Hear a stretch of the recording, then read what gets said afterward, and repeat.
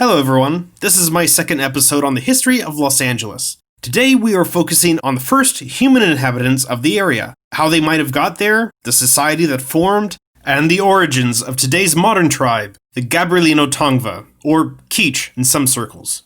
But before we begin, please consider subscribing to help grow the channel and click the bell button to be notified for more history and game videos. Also, check out my Patreon page and join others to help support more history. The oldest remains in the Los Angeles basin date back to roughly 10,000 to 9,000 years old. It was of a young woman, somewhere around 20 years old, who had either gotten stuck with some sort of sacrifice or was part of a ceremonial burial at the La Brea tar pits. There is no hard evidence on what actually happened to her. There are too few remains to tell. All we know is that she had sunk into the tar. It is unknown if she was part of a group that was merely passing through or beginning to settle down in the area. What we do know is that while the land did have humans in it for the last 10,000 years, more evidence of settled habitation, rather than nomadic passers-through, begins to emerge roughly 8,500 years ago with signs of large burials, milling areas to grind seeds, and more. This would mark the middle years of what is known as the Archaic period, which lasted from about 8,500 BCE to about 1000 BCE. Specifically for California, the subset of that period will also be known as the Millingstone period, or the Millingstone Horizon. If you're curious why I'm not speaking of, say, the Bronze Age perhaps, there is a reason. The Americas have a different archaeological timeline with its own names, because if I use the 3-age system that most of us are used to, the Stone, Bronze, and Iron Ages, we would all most likely think of Europe, Asia, and Africa. The Americas had their own stages of civilization development, and were by no means stagnant and unchanging until the time the Europeans began to arrive. We have to remember that the cultures of the Americas formed over long periods of time. There were civilizations that rose and fell long before Columbus was even born. Just keep that in mind whenever thinking of pre-Columbian cultures. So now we know when humans began to arrive in the area, but how exactly did they do it? There has been a mixture of theories and evidence for just how the original inhabitants got there.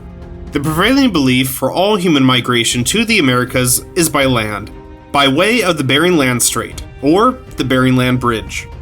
But the oldest inhabitant of California, and possibly the oldest human remains in North America yet found, are those of Arlington Springs Man, found on Santa Rosa Island in the Channel Islands system.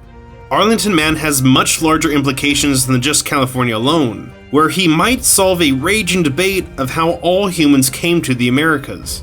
Radiocarbon dating suggests he is nearly 13,000 years old. While the Bering Land Bridge was open during this time, Arlington Man lends support to the idea that perhaps prehistoric Asians, otherwise known as Paleo-Indians, came to the Americas by boat. You see, at the time, the Channel Islands were actually just one large island, but still an island all the same, just over 25 miles from shore. This would not be swimmable for most people, and that goes even for today, let alone an objective for a group of people just passing through a land where game and resources were already plentiful. But his body being there means that perhaps there was some sort of watercraft technology that helped him get to the island. For what reason? We don't know. Perhaps it was the very human need to explore unknown pastures. Perhaps he was banished there. Or maybe it was just an effort to see if the area was inhabitable. Santa Catalina Island, which is in the same chain of islands today, would have been to its south, and would itself be settled. Who knows? But we know he was there, on an island, miles from shore. All the theories of the first humans in the Americas are fascinating subjects, and deserve their own video in detail, so I'll save that for another time. But just know, it is very possible that the first Paleo-Indians to reach the Los Angeles basin may have come from the sea itself. And while this is no direct correlation, many of the tribal nations along the California coast would demonstrate superb skills in ocean navigation. And just a quick note on this, some of the canoes and other vessels of the inhabitants of the Los Angeles and Santa Barbara areas, the Gabrielino Tongva or Quiche, and the Chumash, looked eerily similar to some used by the Polynesians. While there is no hard evidence, It is believed that perhaps after reaching Hawaii, a group of Polynesian sailors ventured further east and came into contact with the natives of the California coast. The argument focuses on the canoe of those tribes. Commonly referred to as a tamole, instead of a dugout canoe made from a single tree trunk, these were sewn planks of wood, lashed together with plant and animal fibers, and glued together with pine pitch and tar taken from places like La Brea. The result was a fast, stable ocean vessel, able to travel miles out to sea if needed, and helped establish the tribes as steadfast seafaring peoples. They ferried resources from the Channel Island system and open ocean to the mainland, and traded marine materials to tribes who were further inland without access.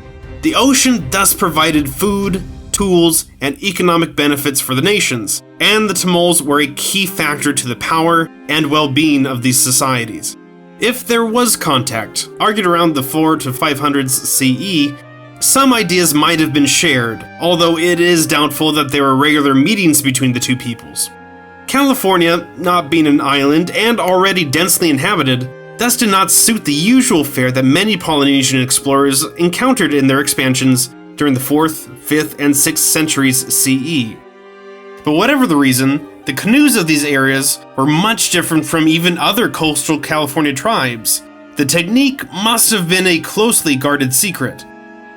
There is also some recent DNA evidence of Polynesians and South American natives coming into contact and mixing genetics about 800 years ago, when Europeans were still in their high medieval age and a few hundred years before Columbus's voyage, not to mention a few thousand miles more distant than California. So Polynesians briefly meeting tribal nations on the California coastline, or something like it, is not that far-fetched. So now we know a little about how people arrived and some possible cultural influences. But now let's take an even deeper look into the tribe itself.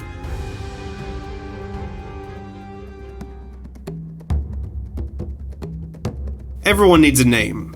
It goes a long way to help people remember you. As for the name of the tribe in Los Angeles, in doing research I've actually come across several names for the peoples in the Los Angeles basin. This in present times has caused a bit of controversy, so I'll save that for another video once I'm done researching it. But just a note, the Spanish called them Gabrielinos, which denoted which mission they quote-unquote belonged to, the San Gabriel mission.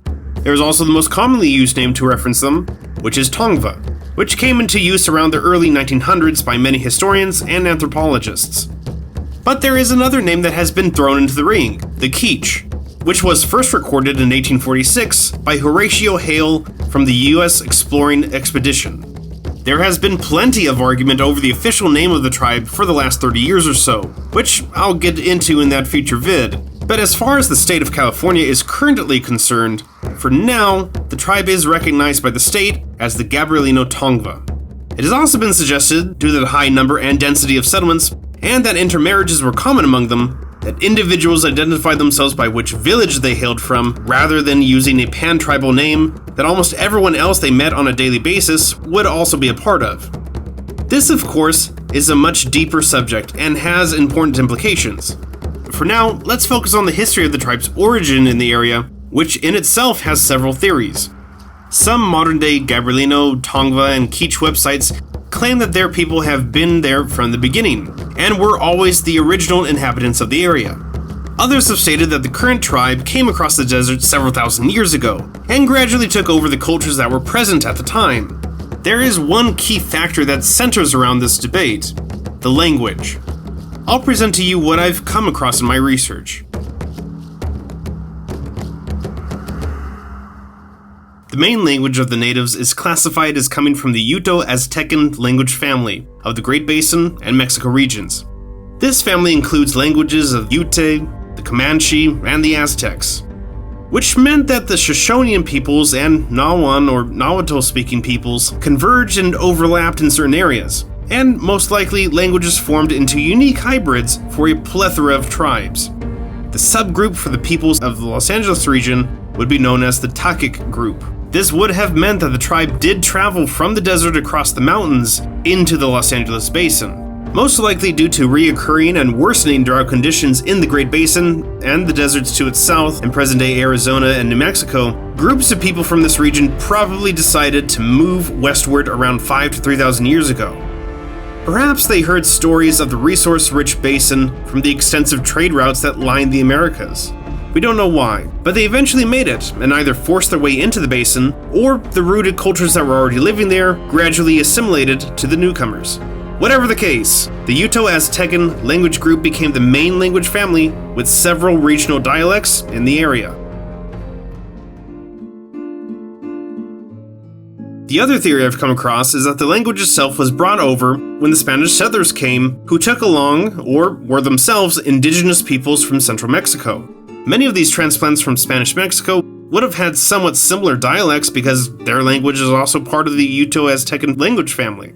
While Spanish was the official language, undoubtedly native dialects were probably also used in everyday transactions between native groups. The two native languages would have eventually mixed, accounting for the uto-aztecan lineage, but allowing for the theory that the native inhabitants of the Los Angeles basin never changed, just the language a bit. The Spanish language would dominate in the end, however, and many parts of the old language were lost. But in recent decades, there has been a revival of sorts, with several words and phrases being reconstructed or found in old texts.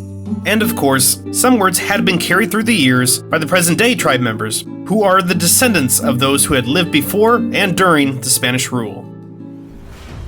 This concludes part 1 of the first inhabitants of the Los Angeles basin. In the next episode, we'll take a look into the culture and everyday practices of the people, so stay tuned. I hope you liked the video, and if you did, there are 2 easy and free ways to support. Please subscribe and click that like button. And if you want to help out even more, please consider supporting the channel on Patreon and get your name in the credits, or by using the link provided for downloading the free web browser, Brave, for more privacy on your internet. Thank you for watching. And thank you to all my subscribers and those here for the first time. I'm Eric the LonePineWolfman, and remember, never stop learning.